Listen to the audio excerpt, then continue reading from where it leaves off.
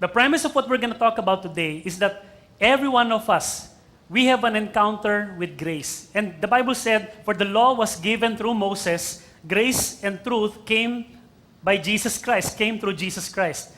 So, when we experience grace, it's actually an encounter.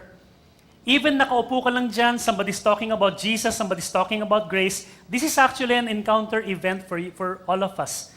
And for you, you'd rather just talk to your neighbor. Siguro, hindi natin iniisip na parang nag-encounter tayo kay Jesus every time we listen to His words for our lives. Now, in every encounter of people in the Bible, iba-iba po ng response yung mga tao. And every one of them na nakasama si Jesus, mga iba sa kanila nagalit, mga iba talagang tinanggap si Jesus, mga iba naman talagang sinabi, tsaka na lang, sabi ng Lord, gusto kong sumunod sa iyo. Kaso nga lang, mga magulang ko matatanda na gusto ko alagaan ko muna sila. Sabi ni Lord, tsaka na lang sumunod sa akin. A lot of responses. Parang tayo ngayon, as a pastor of a church, nakikita ko po na iba-iba yung responses ng mga believers every time they encounter grace in their lives. Now, the cool thing about the Bible, ang nakaka-bless sa lahat, kaya ako convinced na yung Bible ay totoo. Alam niyo kung bakit? Hindi sinabing lahat sumunod kay Lord.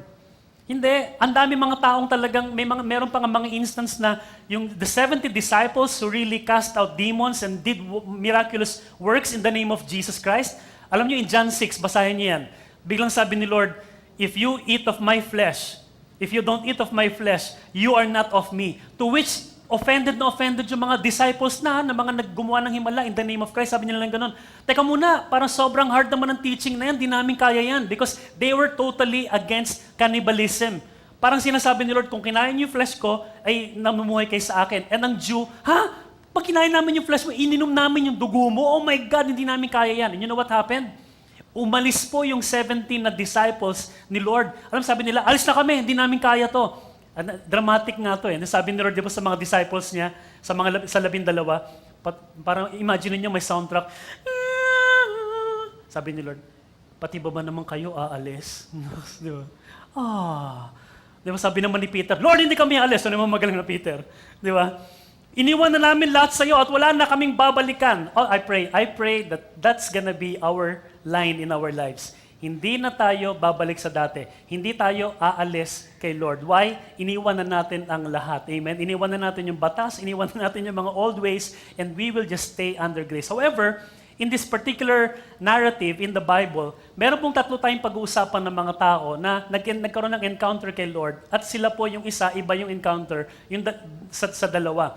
Even Pontius Pilate, listen, nung dinala nila si Jesus kay Pontius Pilate because they want to accuse Jesus of treason. Bakit? Hindi nila kayang ipapatay si Jesus sa mga religious na mga kaso lang. Tatawanan lang sila ng Rome. Hoy, you know what? They cannot carry out the death sentence kapag ang kaso nagpapanggap to na siya raw ang Jesus ang Messiah. Hindi pwede. Kinakinang kasuhan nila ng mas mataas na kaso which is treason. Okay? Kasi pag treason, pwede ka nang ipako sa krus. Bakit? Hindi na religious people ang kalaban mo. Emperor na. That's why, when they brought Jesus in Pontius Pilate, even Pontius Pilate had a very surprising encounter with Jesus. Alam niyo kung bakit?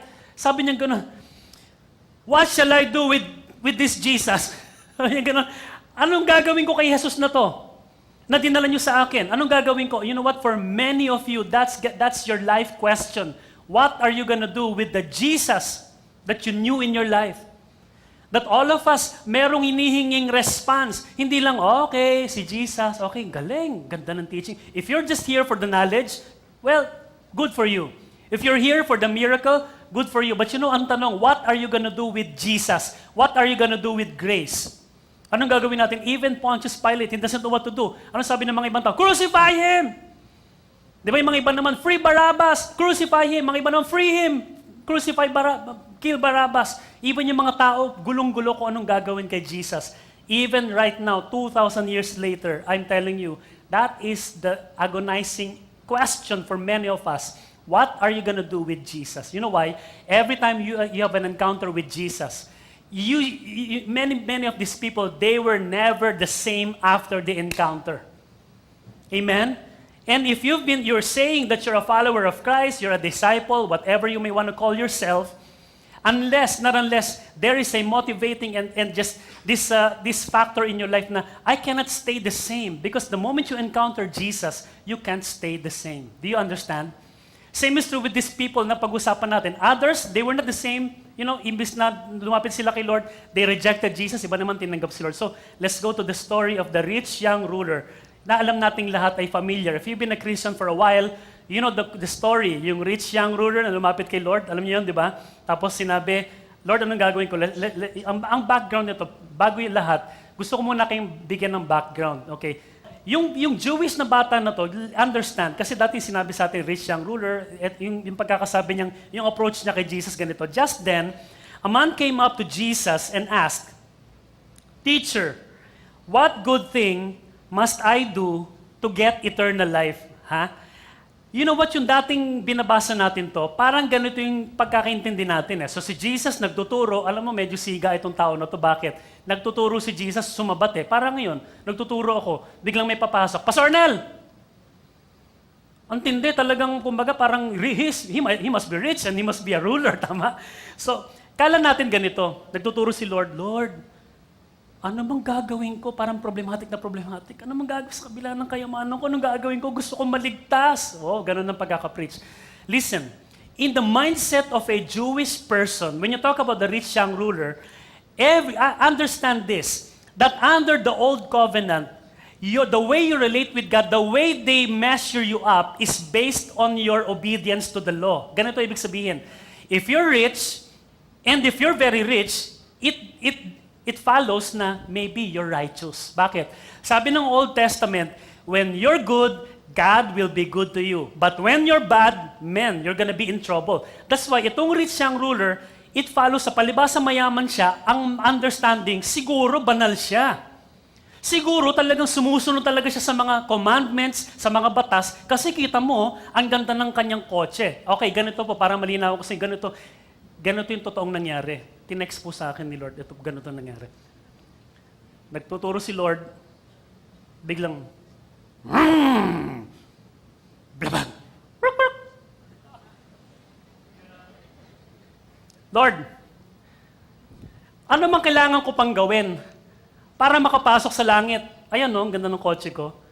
Meron pa ba, ganitong implication niya, meron pa ba akong kinakailangan gawin para makapasok sa langit? Eh samantalang nasa akin na lahat, kita mo kaya nga ako pinagpala kasi nga banal nga ako eh. Alam mo, itong dating ng tao na to, arrogante to. Parang pang-asar. Bakit? Ano pang kailangan kong gawin? Ha? Ano oras na? Kita mo yan? Rolex, kita mo? Double L, ha? Rolex, bago yan, Rolex. Mahal sa Greenwich. Ha? Kita mo yan, ha? Pinakita pa, Calvin Klein. Di ba? Kaming bag ko, Lacoste. Ha? Nakakita ka na ng Lacoste? Lacoste na Coach na pinagsama? Ha? Now, this is the complete pinakamatinding arrogance. Bakit? Marami na akong mayaman na ako sa pang-asar kay Jesus to. Meron pa ba akong what good thing must I do to get eternal life? Because as far as I'm concerned right now, I'm gonna have eternal life because I am rich and God is pleased with me because I've been obeying the law. To which Jesus said, ito na yung maganda. Why do you ask me about what is good? Jesus replied, there's only one who is good. If you want to enter life, keep the commandments. Nung binanggit ng bata ni Jesus yung commandments, that's what I'm talking about. Let's talk about commandments. Sabi ni Jesus. Which one? Sabi ng bata. Here he inquired. Jesus replied, you shall not murder, you shall not commit adultery, you shall not steal, you shall not give false testimony, honor your father and mother, and love your neighbor as yourself. Eto na mayabang na bata.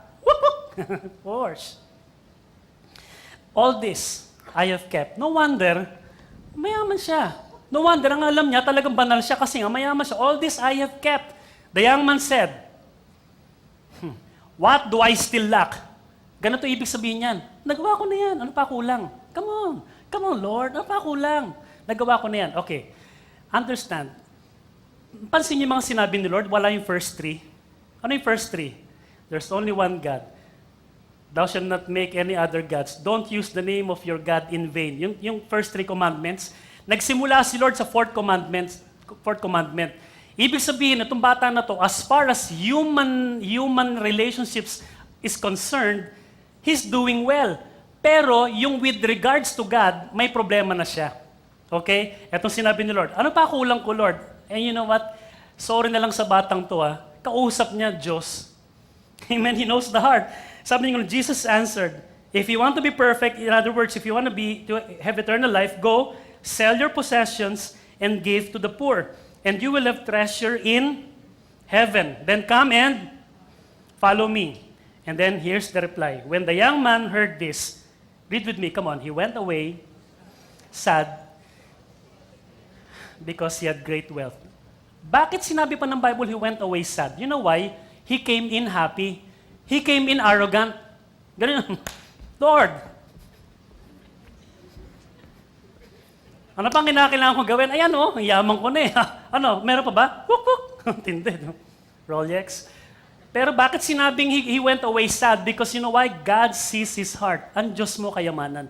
Alam mo, masasya ka rito yung sinabi ritong sell your possessions, in the real Greek word, hindi po possessions kung yung pag-aari mo. Alam mo kung ano? Sell your surplus. Surplus nga lang hindi nga sinasabing lahat ng kayamanan mo sa bangko. Ibig sabihin, kung meron kang 3 TV, surplus yung isa, walang gumagamit, ibenta mo lang yung surplus mo. Okay na yun, then come and follow me. Pero yung itong tao na to, surplus na nga lang ibibenta, yung pang-ukay-ukay na lang. Amen? Yung mga lumang damit na lang, lumang radyo na lang, lumang ventilador, ibigay mo at ibenta mo at ibigay mo sa mga mahihirap. Imagine, hindi niya pa rin kaya. Tanungin ko kayo, sino rin kaya magbenta ng lumang sapatos para kay Jesus? Wala. Panginoon, patawarin mo po kami. Jesus. Sige na, kahit lakuts. Kahit tayo kaya natin di ba? No? Dito, pag nagka-fundraiser tayo rito, naku, dami mga dinadala rito, di ba? Mga lumang pustiso, pinapos kay Lord na lang to, di ba? Lumaan na to, hindi na makakagat, di ba? So, just sell your surplus and just come and follow me. Pero hindi niya pa rin kaya. And then, ito na nga, he was very sad. You know the problem with this guy? Hindi niya alam kung sino yung kausap niya. Ang unang-unang sabi niya gano'n, Teacher, what must I do? Look up here. Many times in your Christian life, for the power and the might of the Word of God to really take its effect in our lives, you must understand whom you are talking to and whom you are praying to when you're praying. Listen, when you close your eyes and pray, you're not talking to a politician. You're talking to the King of Kings and the Lord of Lords. Amen? When you come to church, you're not going for Pastor A, you're not going for your husband, you're not going for somebody else, you're going for the Savior of the world. Etong tao na to, ang kanyang tingin kay Lord, teacher lang. Teacher. Siguro, mayabang, wuk. May mga gusto pa akong malaman sa Bible Ano bang, gusto kong Book of Revelation Paano kita mo yung teaching ni Pastor? Ang ganda ng teaching, the best teaching lang, teacher lang. Pero pag may pangangailangan, kapag mayroong mga problema sa buhay, walang pakialam kay Lord. Listen, the Bible said, trust in the Lord with all your heart, Proverbs 3. And lean not in your own understanding. Sinong makikiagree sa akin ngayon na hindi lahat ng bagay alam mo? Taas ng kamay. Tingnan yung katabi niyo. Lahat mo nagtaas. Sabi ko na nga ba Kaya nagkakaloko-loko yung buhay kasi feeling natin, alam nating lahat Amen? Alam ko yan. Inuman mo lang yan. Inuman mo ng ampalaya yan. Tanggal yan. Di ba, no? Inuman mo ng liquid sosa yan. Sama mo liquid sosa, tanggal yung bara sa ilong mo, di ba? Kala mo, alam mo lahat. Kaya nagkakaloko. That's why the Bible said, lean not in your own understanding because many times your understanding is just too shallow. It's just too limited. To a certain point in your time, certain problem. Kaya sabi ni Lord, in all your ways, acknowledge Him. And what? Come on. And He will direct your path. And He will make your path straight. Geometry will tell you that the closest distance between 2 points is a straight line. The closest distance between 2 points is a straight line. Kung from poverty to riches, the closest distance is a straight line. No wonder God said, acknowledge me in all your ways and I'm gonna direct your path. Ang hirap po na nagpapaikot-ikot bago kayo yumaman, dami mong pinagdaanan. Remember the Israelites? You know, from Egypt to the Promised Land, it takes only 740 kilometers. When you walk, mamaya po subukan nyo to. Maglakad po kayo mula Manila hanggang Samar. Hanggang Samar po. In 40 days, nasa Samar na kayo. 40 days. 40 days. Why in the world the Israelites took 40 years. Why? Because they kept on wandering around the desert. Why? Because they failed to acknowledge God in all their ways. In fact, in all their ways, they always murmured to God. Lord, bakit ganito, bakit ganyan?